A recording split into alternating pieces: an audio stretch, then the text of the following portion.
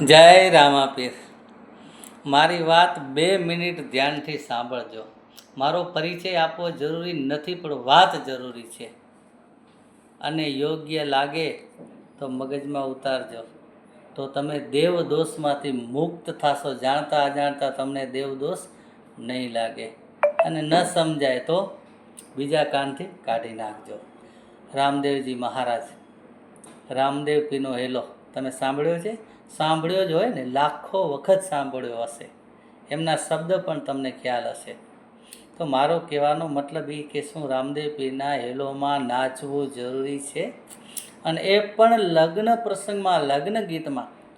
લગ્ન ગીત તો કહેવાય જ નહીં. આજકાલ કલાકારો લગ્ન ગીત ઓછા ગાય છે અને ફિલ્મી ગીતો વધારે ગાય છે. અને કેવા ડબલ મિનિંગવાળા, એ તો તમને ખ્યાલ જ હશે. जुमा जुमा दे दे, હે ભૂતની કે અબ તેરે સાથ કरूँगा ગંદી બાત.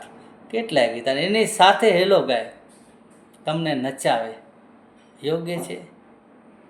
શું હેલો અને આવા ગીતો બેનું મહત્ત્વ એક સરખું કહેવાય? હા, નાચવાવાળા તો કોઈ પણ ગીતમાં નાચવાના છે. હિન્દી ગીત વગાડો, મરાઠી ગીત વગાડો, કોઈ બી વગાડો, પ્રભાતિયા વગાડો તો પણ નાચશે. પણ ગાયા વગાડ્યાવાળાએ સમજવું જોઈએ કે આપણે કઈ જગ્યાએ બેઠા છીએ.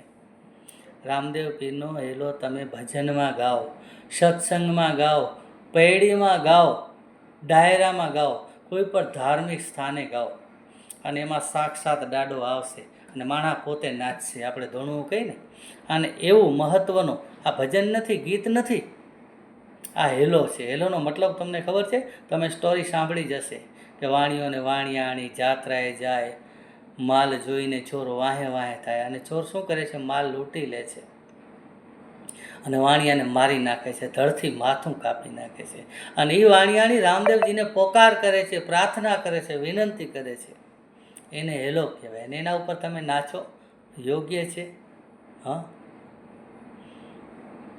યોગ્ય નથી. છતાં જો તમને યોગ્ય લાગતું હોય તો જય રામાપીર.